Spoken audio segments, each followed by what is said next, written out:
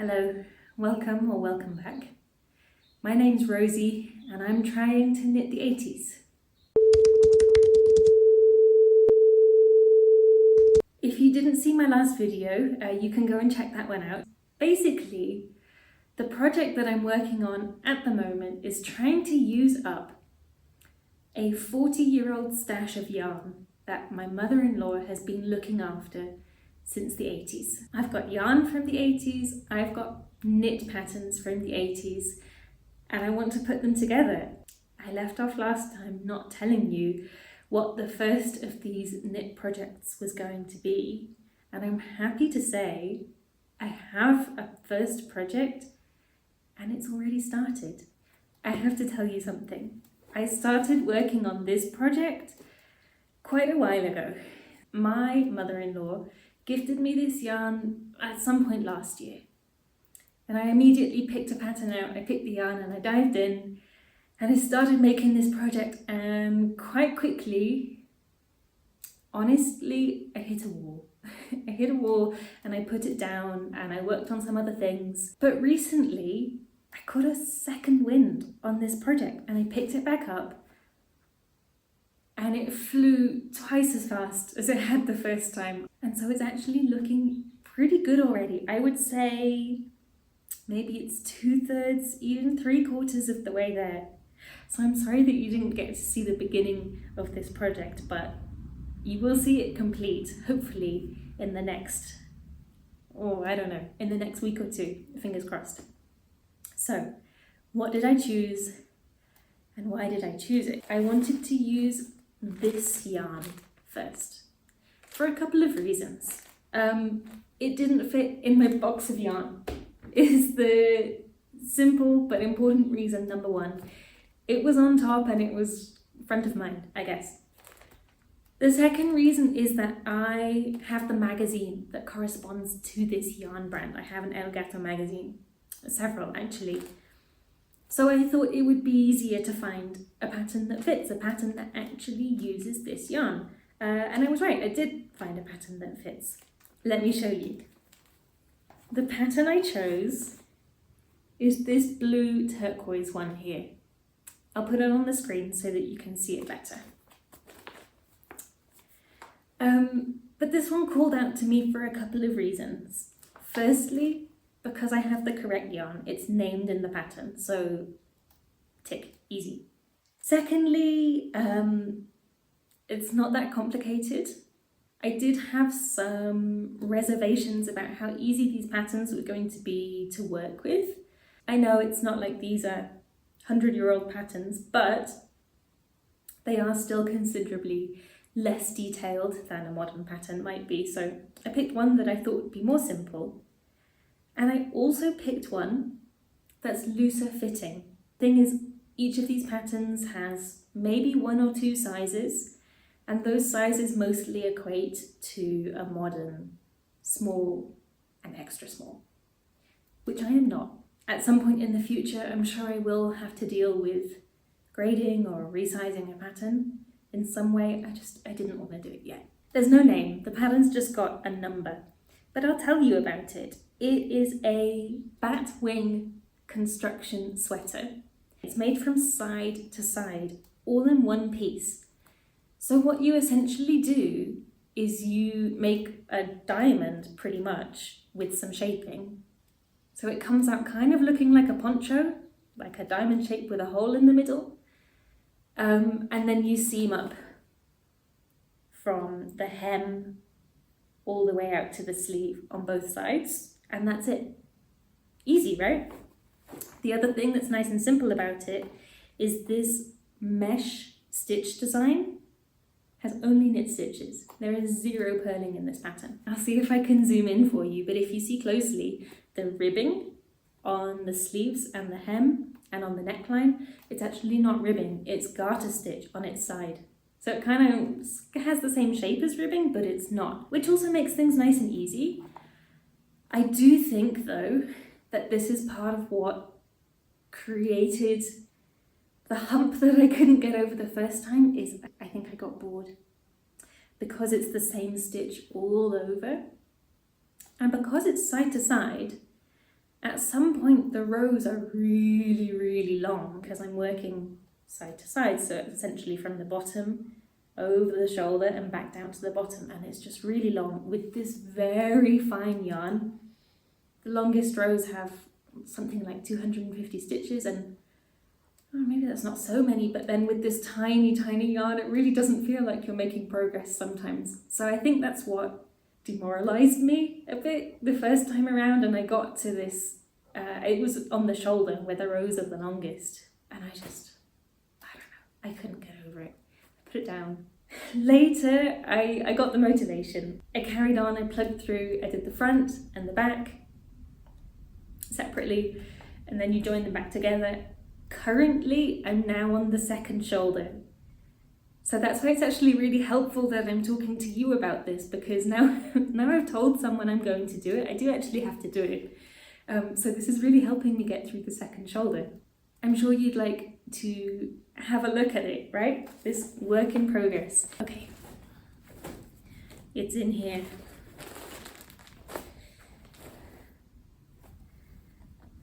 Ta-da! Okay, let's try and get this looking presentable. So as it is here, this is it on its side. Actually, it's gonna go like this. Yeah, like this. That looks a bit nicer, doesn't it? So here's where we are. So I started here, and then you do a lot of increases to make this the slope of the sleeve over here. And then you add a lot of stitches to make this hem, which is all garter stitch. Tiny, tiny little garter stitch. And you just keep going. And here's the hole in the middle for your head. And here we are. So currently, I'm this far into the second shoulder. This will be the right shoulder. Currently, my row counter reads 13, and I need it to read 20 before I get to move on to the sleeve. So I better get going, hadn't I?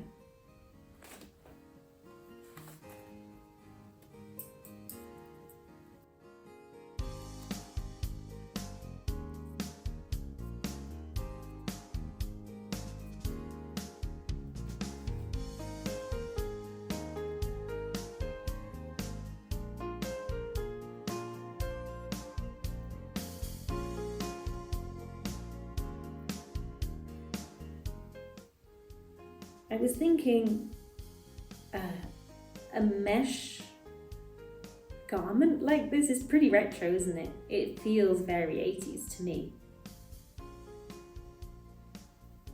Feels very of the time.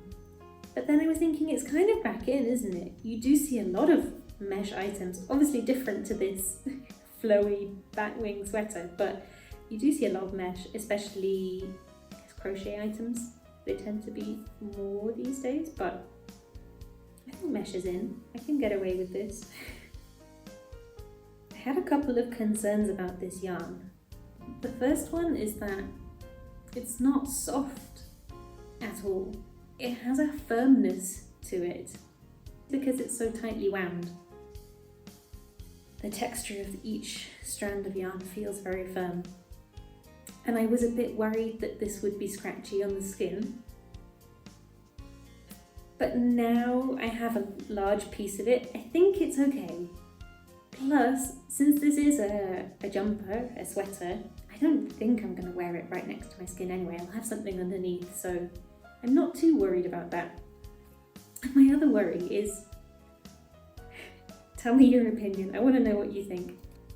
Does it look like one of those mesh grocery bags, you know, that you use to buy your fruit or your veggies? I'm a bit concerned that it's going to come out looking like that because of the colour. I'm convinced that my grandmother had mesh grocery bags in this colour. Maybe that's why it's making me think of it. I really hope it doesn't look like that. Oh well, if it does, I guess I'll have to own it because I've put too much work into this not to wear it afterwards. I'm definitely going to wear it. I can't tell you how many hours this has taken me. Cannot tell you. Hundreds, probably.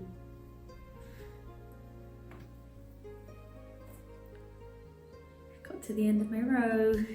I kid you not. That took me 15 minutes. Every row on this flipping sweater is 15 minutes of my life. It's been a while, so I'm gonna take a break. Is that why it's taking me so long? I'm having a little stop and a chat every row. Oh dear.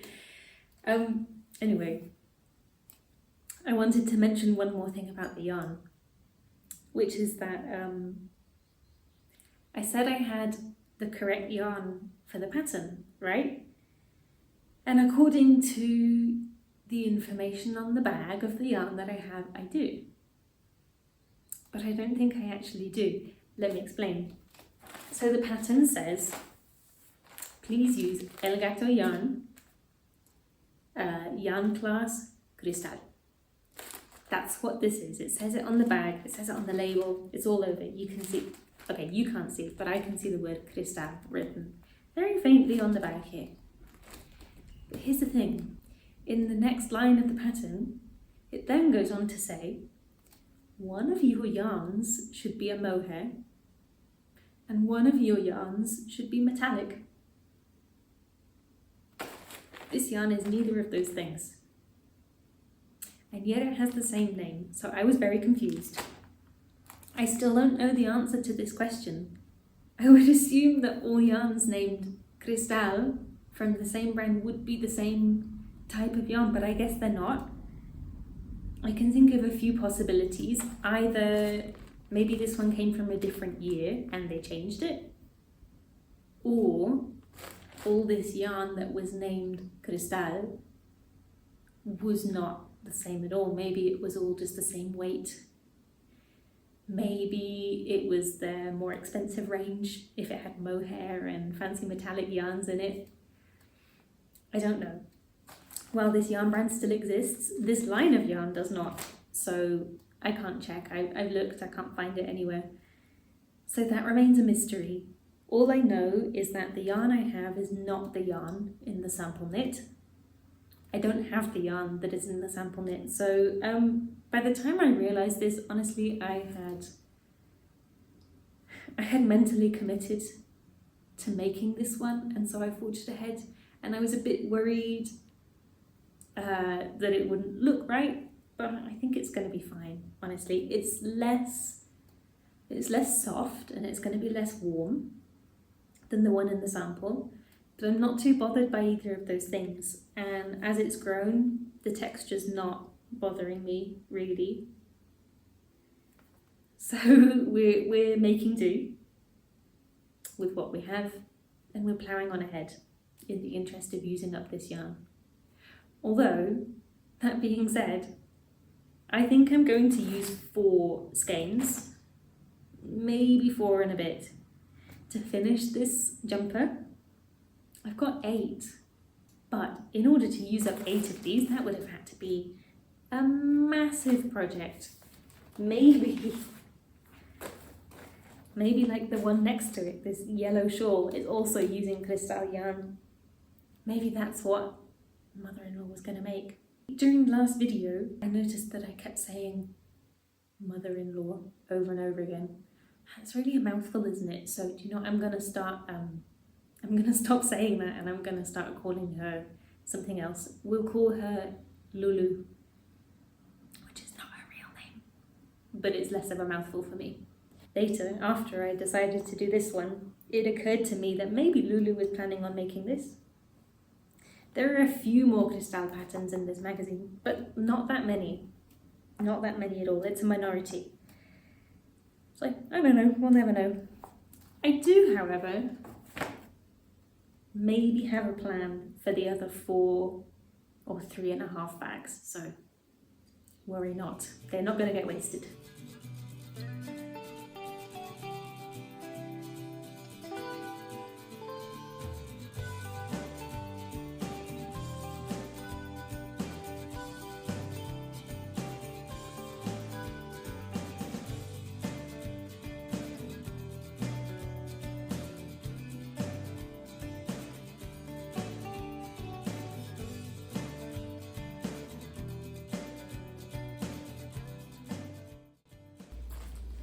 This is skein number 4, which I think is going to be the last one.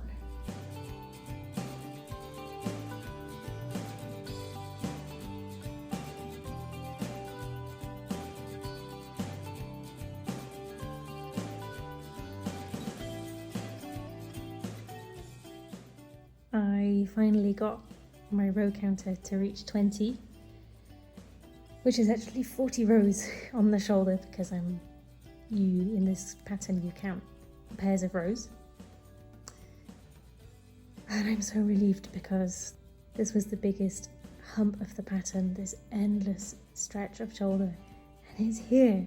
So you get to start decreasing for the sleeves now. The first thing I'm going to do is cast off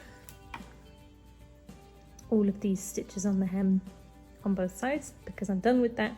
Hem's finished, and then from here you have to cast off a couple of stitches on the end of every row, getting this diamond shape for the sleeve, like this. So here we go, sleeve, here we come. Hello, it's a beautiful sunny morning, so I wanted to take the chance to give you a quick update on this mesh sweater project. This is at quite an exciting place right now. I have just finished the second sleeve. Let me show you.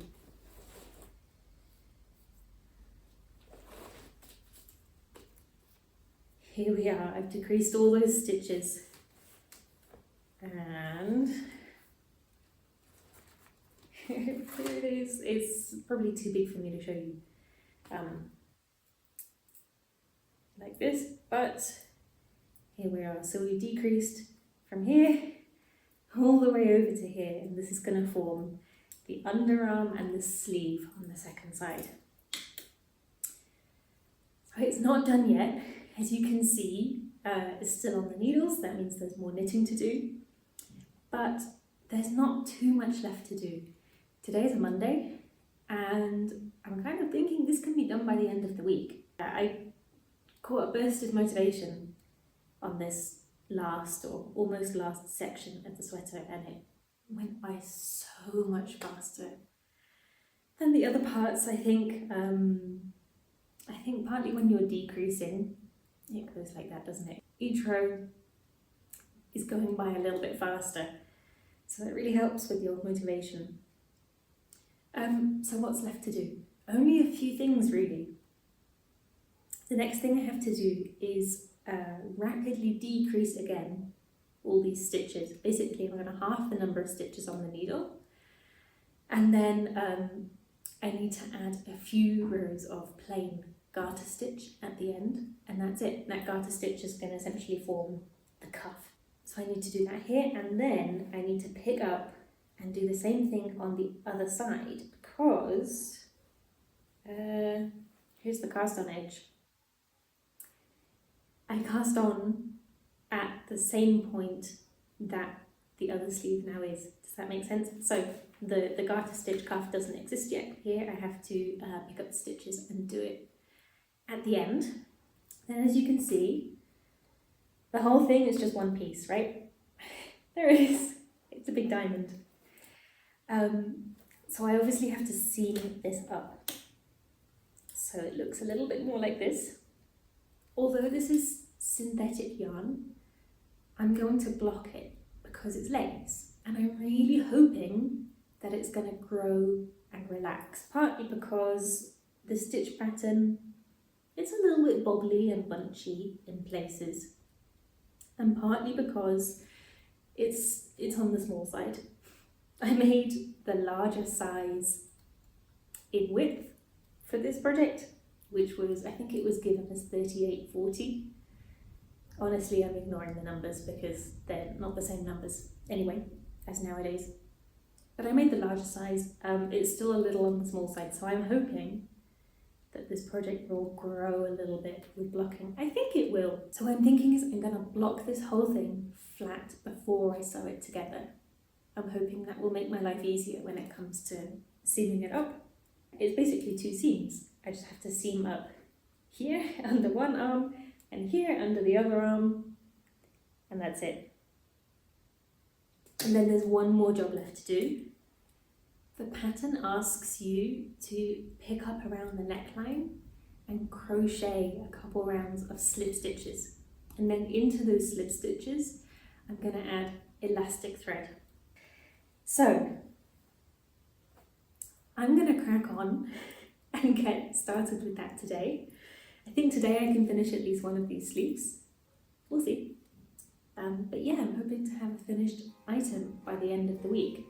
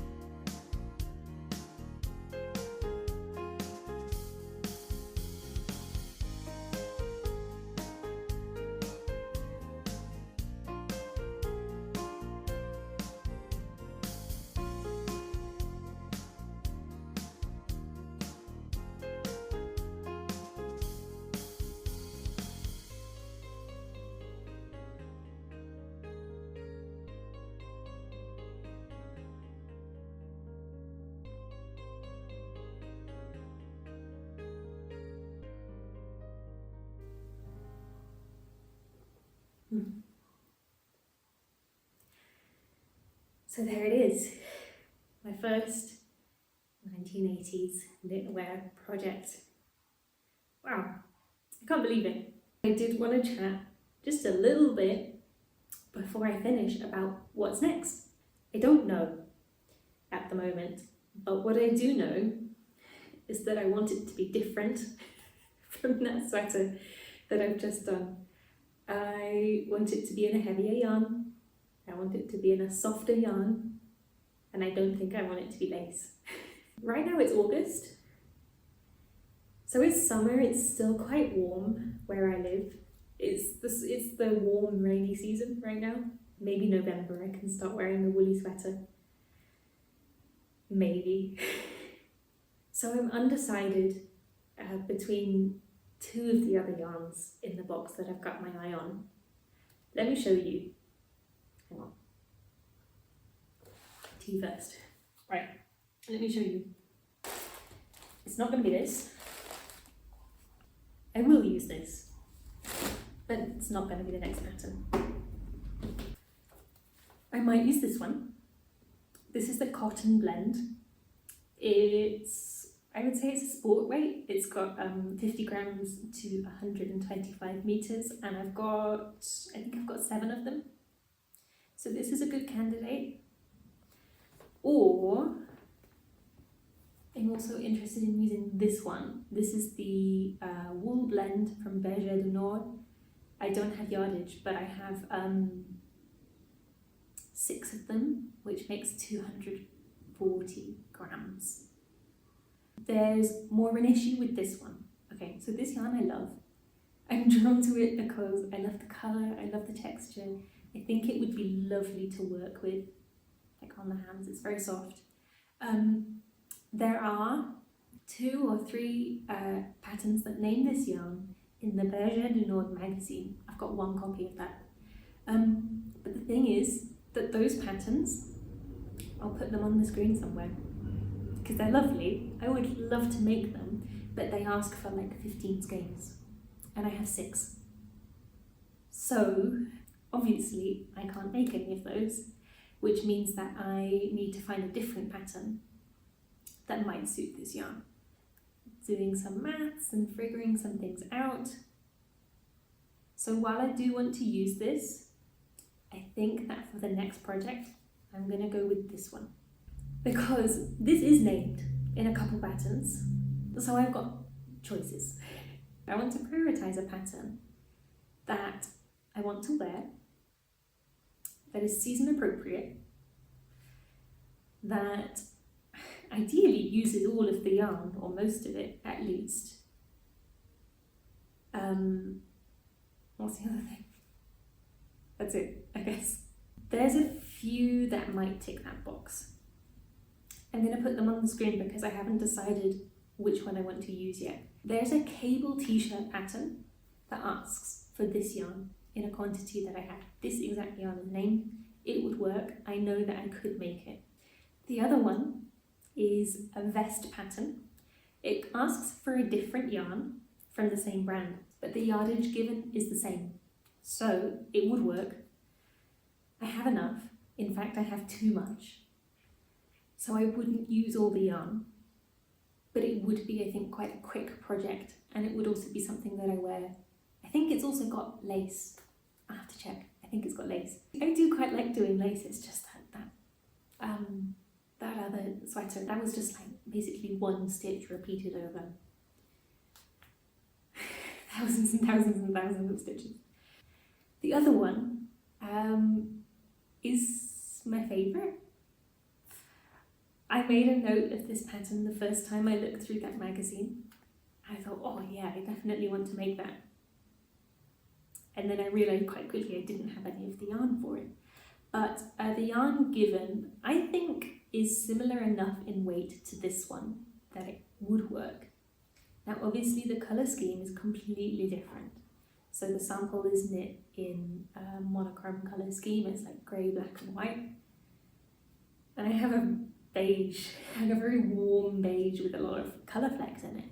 I know I have enough of this, and I think this would work for the background colour. But the task would be finding yarns for the other 2 colours. Because there's nothing in this box, I think that would work. So it will be a case of looking through my own scraps or going back to Bulu and asking for some more yarn. Which I don't really want to because this box is already quite a lot of yarn, but I think she might have something. I can't remember if I mentioned, I think I did in the other video, that this is not all the yarn that she had. She has so much more. So she might well have something that would go. I'm kind of thinking that rather than the monochrome thing, that a very colourful version might actually look quite cool, because this yarn's got reds, blues, yellows and greens going through it. The red is kind of pinky as well. So this is super colourful. So I think any of those colours on the 2 like Intasha X's would work. So I do want to make this one, but I'm not sure. I'm not sure if I have the right materials for the job, if I have the right colours and stuff to make it work. We'll see. So one of those 3 is going to be my next project. I do have some things kind of in mind for this one, but I need to do some maths and I need to do some swatching, and I might do that at the same time, but this will probably be the next project, I think by the time I'm done with this, then I'll be in the mood to work with a woollier, fuzzier yarn, you know?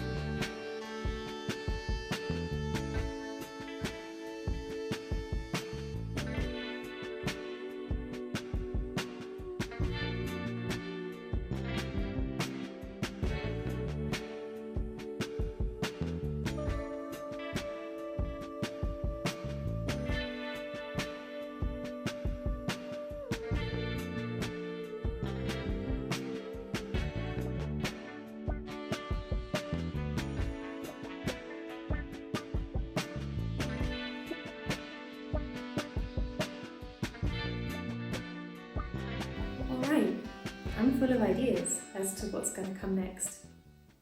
If you're interested to see what the next project is going to be, how it's going to work, if it's going to work, then please do subscribe. Let me know that you're interested and that you'd like to see more of this. I'm having a great time working on this project. I hope that you've enjoyed watching it. Thank you for watching. I really appreciate it. See you next time. And in the meantime, happy knitting. May you always have just the right amount of yarn.